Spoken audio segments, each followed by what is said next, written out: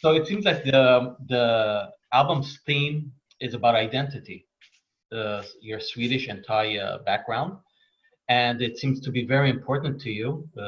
See that you performed for the King of Sweden, and you performed at a show honoring the Thai King. Uh, that's impressive, and we just want to see. And even the album's name, I think, Tribus means something in that context, correct? It means three in Latin.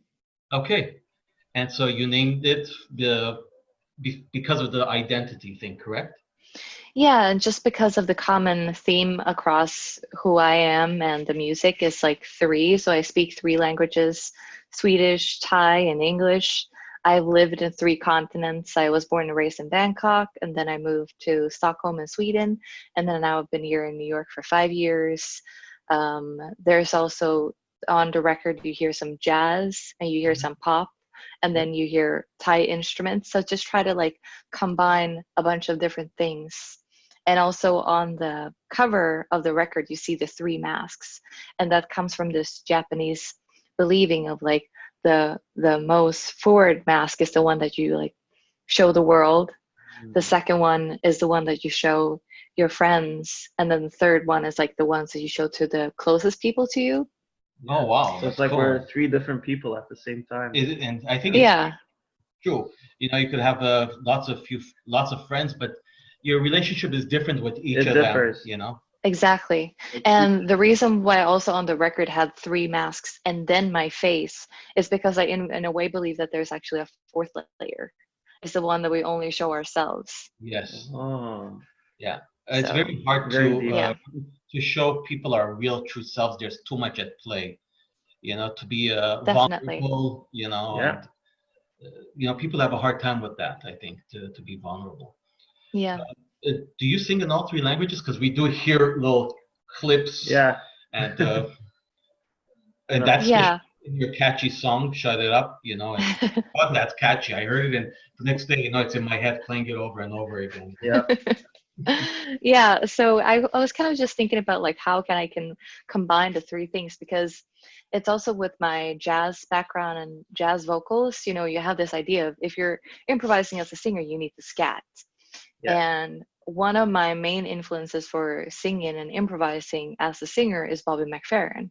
So Oh, what he does is that he improvises and uses his voice as an instrument. It sounds like a bass, it can sound like a trumpet, it can sound like all these different things. Mhm. And when I speak in different languages, as you can hear on the record, even the placement of the sound of the language is so different. Mm. So then I was like, in a way, you can make it sound musical when you're just playing with languages and exploring the different sounds. So in Thai, for instance, we work a lot with tones. The so if you just think of ma, ma, that in Thai means come here, but then ma is horse, and then ma is dog. And just kind of like thinking about these different sounds and inflections can really change the way you improvise with sounds. And I kind of just wanted to introduce that in my music to kind of put my own personal touch to it and kind of be like, okay, this is what I'm bringing into the jazz vocals of 2018 at the time. And it's something I still do of like the future of jazz singing is not only what Ella did. You can have all these other things that you can do with your voice. Very interesting. And speaking about your influences, like Bobby McFerrin, who were some of the artists that you listened to while writing the material for Tribus? Artists that influenced you, perhaps? Maybe expand a bit on that. Um, well, so I kind of mentioned that I have these like three different things. So I Yeah. definitely have a lot of jazz influences, and within jazz, like I love Brad Meldau, I love Mark Juliana, who also played on the record, which is insane. Um, Snarky Puppy, obviously, Esperanza Spalding, Mhm. and then I love um, pop music. So I don't know if you guys know about this, but Sweden is one of the countries in the world that have the most pop hit songs out there. You might know about a guy called Max Martin. Was he in No? a group? Or... No, so he's a producer and songwriter, and he's basically, I think he's written like 76 Billboard hits. what? No way. And so he's written like Fireworks, Umbrella, Oops, I Did It Again, just like all these top pop songs. So there's like such a, deep pop connection. And also with ABBA, you might have heard of them. It's because of them, probably. Oh yeah, we're big fans of Mamma Mia. So. Yeah. So, I've also always just grown up and raised into pop music and like songs and what songwriting is. So for me, it was important to kind of combine this like jazz sound that I loved and the improvisation part of it, but also with just like songs, songs that are catchy, songs that you can sing along to. Because I think it's important for us to not exclude people. And like my parents are not musicians. So sometimes if I listen to some jazz, they don't understand it. And they're like, why are they so noisy? And where's the part that I can sing along to? So for me, it was important to combine that. Oh yeah, and that's a good point because see, I got into jazz more because of Kevork. Yeah. I'm more of your classic rock and that type of music I grew up with. And then he introduced me to Snarky Puppy, and then I did it. I found it easier to, for example, to listen to your album, so like Songs Like Chef, where you made it melodic enough for somebody that's not used to jazz. And it's relatable for you too. Yeah, you put that pop. It's accessible at the same time. So it introduces jazz to people that are usually not listening to jazz. Exactly. I'm very happy to hear that. That was exactly my goal. Okay. And do you write like the chords and the melodies, or do you write lyrics when you're writing music? I do all of it. All of it at the same time? It kind of depends. Okay. Some of the songs kind of start with a chord progression. Some of the songs start with a drum beat. So I like sit in Logic and just play around. Some of them start with that I'm taking a shower and I just hear this melody in my head, and then I need to go out and towel and record it on my voice memo and just try to figure out after the fact what it is.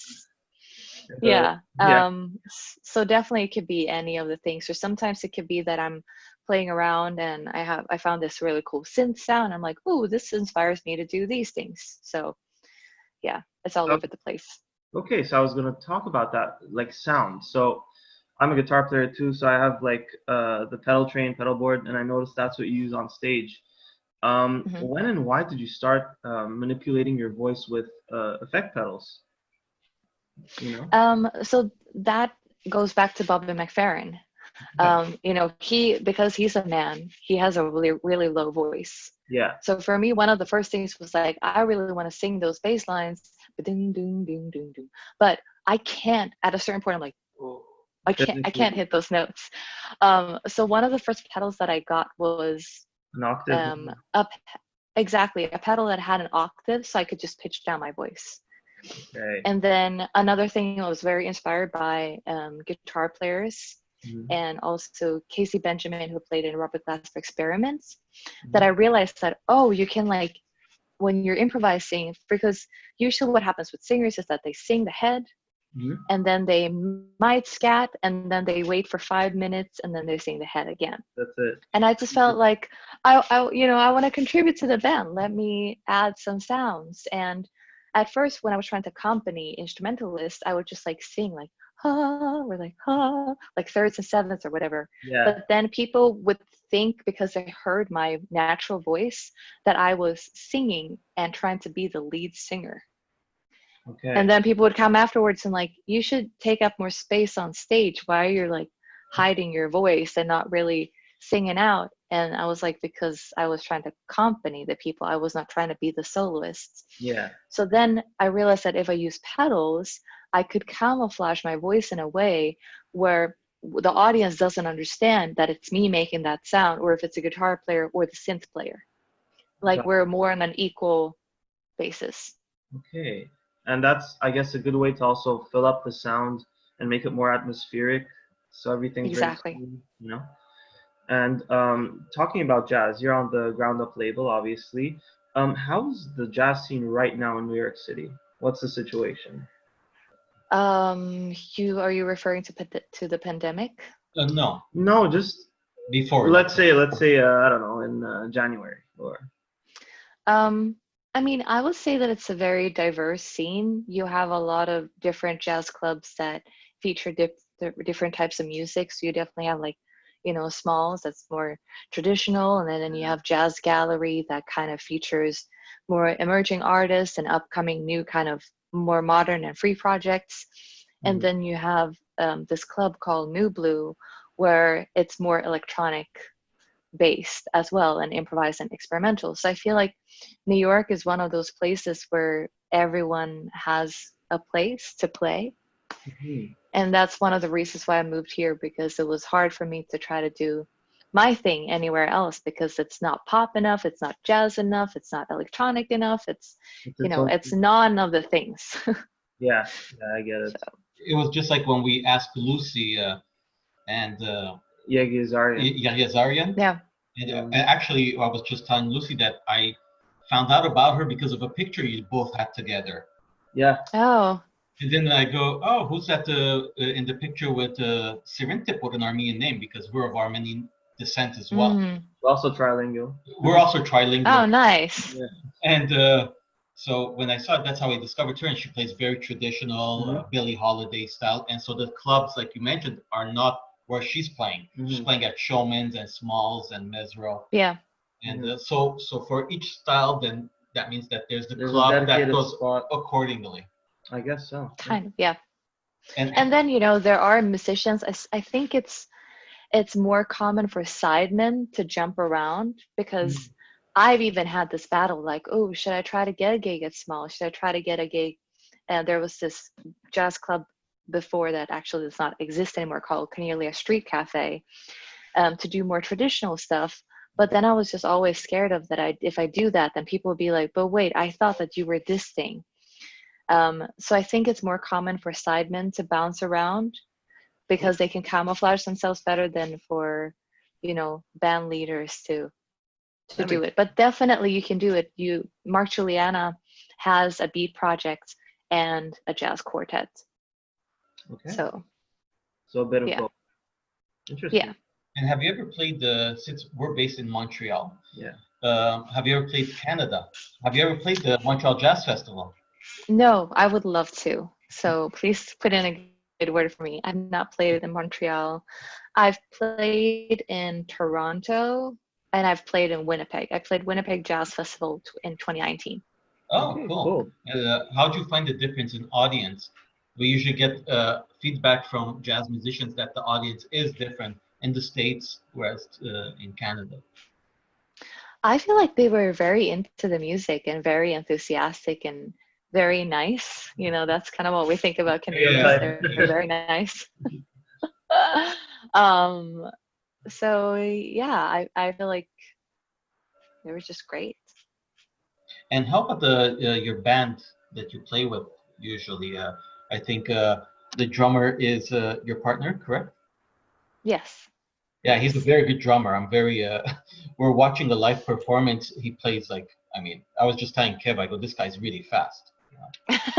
He was on. Yeah. Yeah, he plays it a little too fast live. We've had a conversation about it. It's always like that. You always play faster live.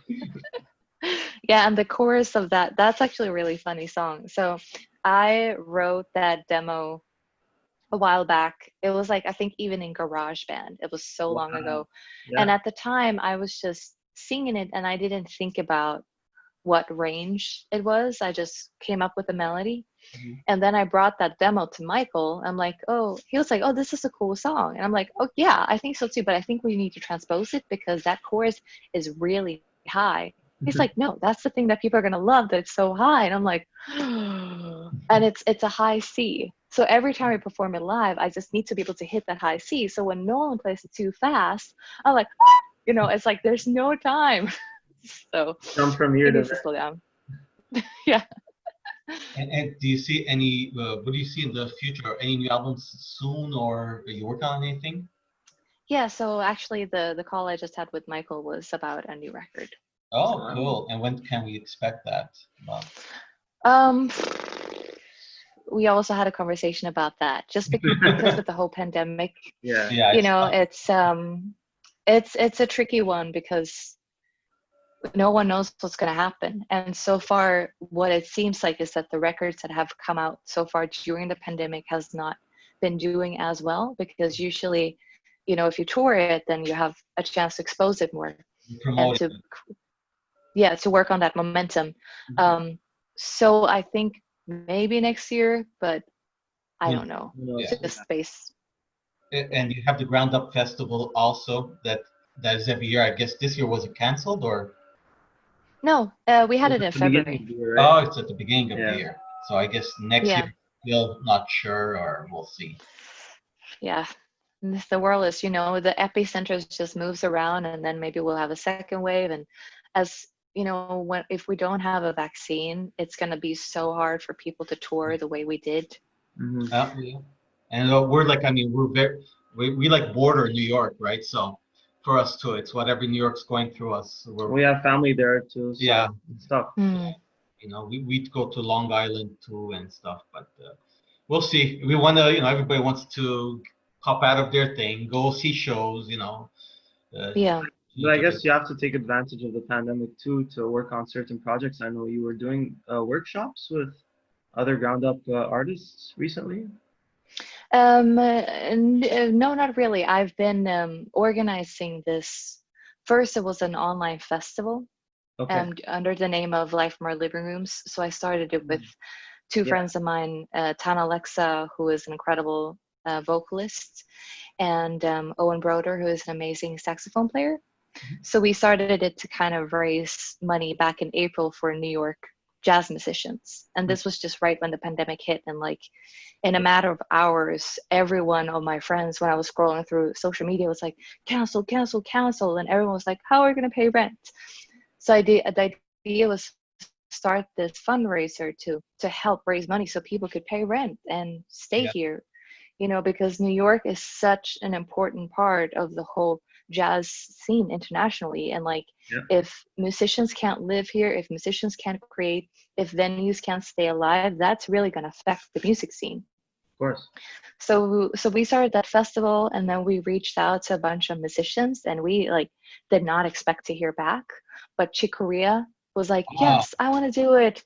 And Bill Frisell and Christian McBride. So we had all these artists that just jumped on board and were so generous with their time.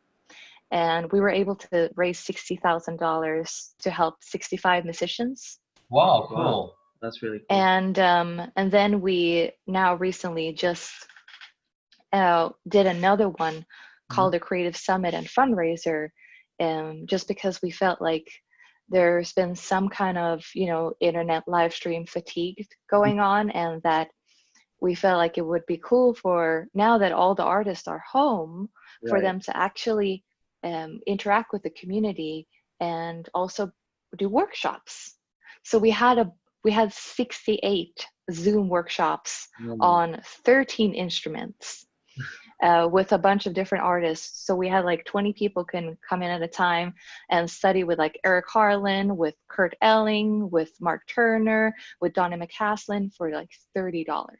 Oh my God. Is it still ongoing? No, we just finished it. We also had webinars and performances that were open for everyone for $3. So Michael League did one of them on producing music on a budget with Lewis Cole from Nowhere. And we also had Cecile McLaurin Salvan do one on jazz traditions and cross-cultural influences. And then we had like Gretchen Parlato do a performance with Alan Hampton and Mark Juliana. Chris Potter did a performance with Adam Rogers and Zakir Hussain, just like a bunch of people. And those webinars and performances are still available for replay until July 22nd. But the workshops were like a one-time kind of thing. Yeah. Oh, it would have been cool. Well, you can still watch videos. Yeah. You can learn so much. We try to, all the webinars have topics that are relevant to this time. So we have like a webinar about creating content online and how to monetize your online content and grant writing. And we just really kind of like thought about, you know, what do musicians need during this All time? aspects, some legal stuff, some business stuff, you know. Exactly. And also just like how to stay creative, and, you know, because that's been hard too for a lot of people. That's true. Well, in a way, you know, in each situation, there's always a positive. A lot of people had the time to self-reflect. which they wouldn't have if it didn't happen. But at the same time, Yeah. there's that thing that oh, you're in a pandemic, so you could take the time to create, but to create in this state, You need inspiration. you need inspiration, and it's tough sometimes. Definitely. Yeah. Yeah. Is there anything you'd like to share with our viewers? Any new? Well, I guess I would just want to share that please check out the replays, because I think it's relevant to a lot of people. And for every dollar that you donate, I mean, you can access them for $3, but if you donate more, then that's obviously better. It goes to support the artists who are involved, but also to support US-based musicians. So we've opened up, so the second round of grants, anyone could apply. It's not only New York musicians anymore. And then, yeah, I mean, I'm working on a new record, and that will be fun whenever that can come out. Well, we'll be waiting. You could call it Rock Talk Boys. Sorry? You could call it the Rock Talk Boys. Rock Top Voice, yes. Okay, well, thank you very much. We really appreciate your We time. really appreciate it. We wish you all the best. The album is great, and we urge everybody to take a listen, because 100%. it has to be the catchiest song I've heard this year, the single. And we're really looking forward, and we'll follow up with you for sure, and hopefully catch you in New York City, if not in Miami, one of these. Yeah. Have you been to Ground Up Fest? No, we haven't. No. We really yet. want to. Oh, So, you would love it. It's the best place on earth. we watch the videos, so it Yeah. psychs us up, and it'll be cool to get the people that we're interviewing to see them in person and ask them questions. Yeah, just to get an update. Just to meet the people. Yeah. No, it's incredible, because at the Ground Up Fest, what we also have after the performances, it starts at like noon. It's really early with a brunch and then performance, and then the stuff on the big stages goes on until like 10 or 11 p.m. And then there are these like late night shows until like 4 a.m. at the hotel. And the cool part about it is that a lot of the audience who come stay at the hotel, and the artists also stay at that hotel. So what happens is that sometimes you're like heading to a show, or you're heading to your room or whatever, and you're stuck in an elevator with like your heroes. And you're like, oh, he's right there, So it's a really cool experience. Especially at the hotel, the same hotel. Yeah. And is it always in Miami, Florida? Yeah. Yeah. At the North Beach Bandshell. Yeah. I love Miami. Yeah. For us, it's not far. Yeah. It's just a couple hour flight, just like New York. So. Yeah, straight down. Yeah. Very well. Well, Anyways, thanks again. Thank you. Thank you. We'll keep in touch for sure. And if Wish you there's all the anything best. new, just let us know, and we'll announce it as well. Yeah.